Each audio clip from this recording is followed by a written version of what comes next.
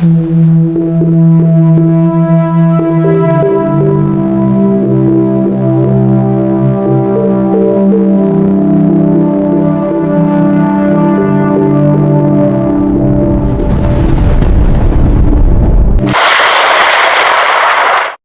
araw po sa inyong lahat. Narito na po ang pinakalitis nating update sa magilang ng panahon ngayong araw ng linggo, ika-26 ng Hulyo taong 2026. Base nga po sa ating pinakalitis satellite image, ang bagyo na ating monitor sa loob ng ating Philippine Area of Responsibility ay tuluyan ng lumabas ng ating Philippine Area of Responsibility, kung saan nga po huling namatan po yan sa layong 600 km kanlura ng Itbayat, Batanes, kung saan nga po bagya pa nga rin po itong lumakas into typhoon category na may taglay na lakas na hangin na umaabot sa 130 km per hour malapit sa sentro, samantalang may pagbugso naman po ito na umaabot sa 160 km per hour. Habang kumikilos nga po ito pakanluran, hilagang kanluran sa bilis niya 30 km per hour, kung saan nga po habang papalayo nga po ito ng ating Philippine Area of Responsibility ay pinapalakas pa nga rin po nito ang hanging habagat magmumula naman dito sa may kanlurang bahagi ng ating bansa, especially dito sa may kanlurang bahagi ng Palawan, Occidental Mindoro, Oriental Mindoro, Pangasinan, Zambales, Bataan, including Tawi-Tawi, Sulu, Basilan, Zamboanga Peninsula, Negros Occidental, Antique, Iloilo, Guimaras, Aklan, ay makakaranas pa rin po ng mga bugso-bugsong hangin. Nagdulot nga po itong hanging habagat kasi nagdudulot nga po yan ng maulap na paporin na sinasamahan po yan mga kalat-kalat na mga pagulan. Kaya naman nga po nakataas pa rin po ang weather advisory or babala sa mga malakas na mga pagulan sa lugar po yan ng Pangasinan, Zambales, Bataan, kung saan nga po makakaranas ng 50 hanggang 100 mm ng mga pagulan na posible nga po ang mga pagbaas sa mga babang lugar at pagguho ng lupa sa mga bundok na lugar. Dulot nga po nito mga pagulan na epekto nga po ng hanging habagat na patuloy pa rin na umiiral dito sa may kanlurang bahagi ng ating bansa na pinapalakas nga po ng bagyong Quiapo habang papalayo ng ating Philippine Area of Responsibility. Samantala, bukod nga po dito sa bagyong Quiapo na papalayo ng ating Philippine Area of Responsibility, may kasunod pa nga po itong dalawang bagyo na nabuo dito sa may silangang bahagi ng ating bansa, especially dito sa may silangang bahagi ng Mindanao and silangang bahagi ng Visayas, kung saan magkasunod nga po itong nabuo.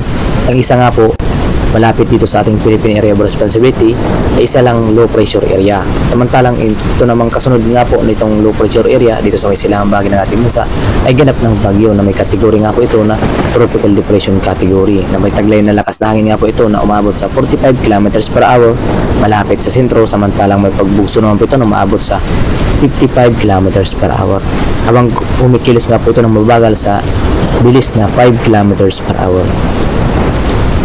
At kung sakali nga pong pumasok ito ng ating Philippine Area of Responsibility dahil man dito sa dalawa sa may silangang bahagi ng ating bansa na panibagong masama ng panahon at ganap na bagyo sa loob ng ating Philippine Area of Responsibility, ay bibigyan po natin ito sa local name na Luis, ang una pong papasok ng ating Philippine Area of Responsibility kung sakaling maging ganap na bagyo. Samantala kung itong dalawa ay pumasok ng ating Philippine Area of Responsibility at ganap na bagyo, ay bibigyan po natin ito sa local name na din Maymay.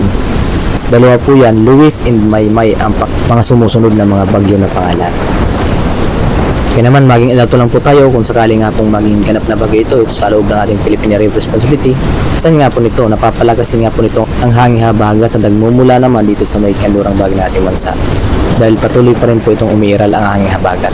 Ngayon nga po, kumikilos nga po ito pa kanluran, hilagang kanluran at inaasahan nga po natin na lalapit ito dito sa ating Philippine Area of Responsibility. Kaya naman maging alerto lang po tayo at maging updated lamang po tayo sa mga panibago naming ulat na namin lalabas.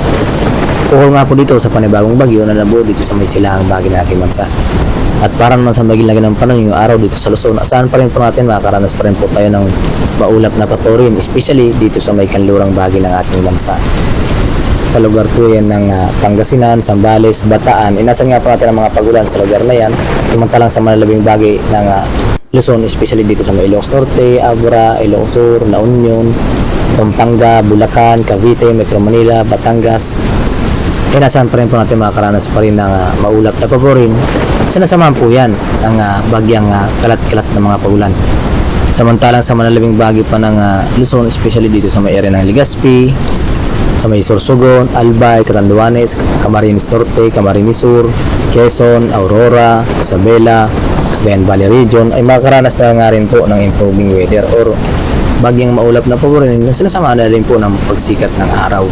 Ngayong araw po yan hanggang tanghali. Ngunit maging alerto pa rin po tayo pagsapit ng hapon at gabi dahil pa rin po sa patuloy na epekto ng mga localized thunderstorm o mga kalat-kalat na mga pagkulog at pagkidlat siya nagdulot ng mga pag-ulan. At para naman sa magiging agwat ng temperatura dito sa may Legazpi, 25 hanggang 29 degrees Celsius.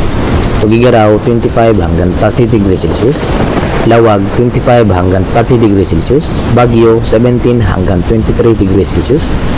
Metro Manila, 25 hanggang 30 degrees Celsius ang ating inasahan na agwat ng temperatura. Samantalang dito naman sa may Tagaytay, 22 hanggang 29 degrees Celsius. At para naman sa maging lagi ng panahon dito sa may Palawan, Visayas, and Mindanao, sa kasalukuyan nga po ngayong umaga hanggang tanghali, inasan pa rin po natin makaranas pa rin po ng maulap na paporin na sinasamahan po yan ng mga kalat-kalat na mga pagulan sa area ng Palawan, kung saan pinag-alerto pa rin po natin ng ating mga kababayan sa mga biglaang buhos na mga pagulan, especially pagsapit ng hapon at gabi. Dulot po yan ng hanging habagat. Siya nagdadala pa rin ng maulap na paporin at mga localized thunderstorm. Para naman sa magiging agwat ng temperatura dito sa may Puerto Princesa, 24 hanggang 31 degrees Celsius. Kalayaan Islands, 27 hanggang 30 degrees Celsius. Samantala, dito naman sa may Visayas, nasan nga po natin, makakaranas pa rin po ng maulap na paporin na sinasamahan po yan, mga kalat-kalat ng mga pagulan. Sa lugar po yan ng Aklan, Antique, Iloilo, Capiz, Guimaras, Negros Occidental, Negros Oriental, Cebu at Siquijor.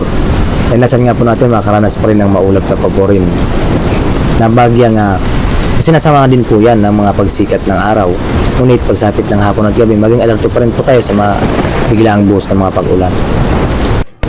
Samantalang sa malalabing bahagi ng Visayas, especially dito sa lugar ng Samar, Northern Samar, Eastern Samar, Biliran, Leyte, Bohol, ay makakaranas po ng improving weather kung saan maliwalas na panahon ang ating inasahan na may agwat ng temperatura po dito sa may Tacloban na umaabot sa 25 hanggang 30 degrees Celsius, Iloilo 24 hanggang 31 degrees Celsius. Samantalang dito naman sa may Cebu, 25 hanggang 31 degrees Celsius. Para naman sa maglagay ng panahon dito sa may Mindanao, makakaranas pa rin nga po ng mga maulap na paborin na sinasamahan po ng mga kalat-kalat ng mga pagulan sa lugar po ng Tawi-Tawi, Sulu, Basilan, Zamboanga del Norte, Occidental Mindoro, Zamboanga del Sur. Makakaranas pa rin po ng mga maulap na paborin na sinasamahan pa rin po yan ng mga kalat-kalat ng mga pagulan. Kaya naman ugalin pa rin po natin magdala lamang ng pananggal lamang sa mga biglaang buhos na pag-ulan tulad ng payong o ganamang kapote. Samantalang sa malalabing bahagi pa ng Mindanao, nasan nga po natin ang improving weather. Sa area po yan ng Northern Mindanao, sa may Caraga region, at Davao region, Sorsogon, Autonomous region in Muslim Mindanao, ay nasan nga po natin makakaranas na nga po ng improving weather. At para naman sa magiging agwat ng temperatura dito sa may Cagayan de Oro, 24 hanggang 32 degrees Celsius, Davao 25 hanggang 32 degrees Celsius, Davao 25 hanggang 32 degrees Celsius, Zamboanga Peninsula 24 hanggang 30 degrees Celsius ang ating inasahan na agwat ng temperatura. Para naman sa magilagay ng panahon dito sa ating karagatan, sa kasalukuyan nga po, wala po tayo nakataas na gale ring sa kahit anong baybay ng ating seaboard. Ngunit maging alerto pa rin po tayo sa mga mataas na mga pag-alon dito sa may kanlurang bahagi ng Batanes and Babuyan Group of Islands. Nadulot nga po yan ang bagyong Quiapo. Samantalang sa malaming bahagi pa ng ating bansa or seaboard, slight to moderate ang ating mga pag-alon. Kaya naman malaya pa rin po makapaglalayag ng ating mga kababayan sa kahit anong baybay ng ating seaboard. Ngunit, maging alerto pa rin po tayo dito sa may kanlurang bahagi ng ating bansa dahil pa rin po sa mga bugso-bugsong hangin na dulot nga po ng hanging habagat na patuloy pa rin na umiral dito sa may kanlurang bahagi ng ating bansa. At yun nga po ang pinakalitis nating update sa maging ng panahon ngayong araw ng linggo, ika-26 ng Hulyo taong 2026. Maraming salamat sa inyong lahat at kung sakaling bago pa lamang kayo sa aming YouTube channel, huwag kaligtang mag-subscribe para ma-notify po kayo sa mga panibago namin ulit na namin lalabas ukol nga po sa mga nabubong bagyo o sama ng panahon sa ating bansa. Maraming salamat sa inyong lahat at sana ligtas po tayo sa nagdaang bagyo. Thank you and God bless us all.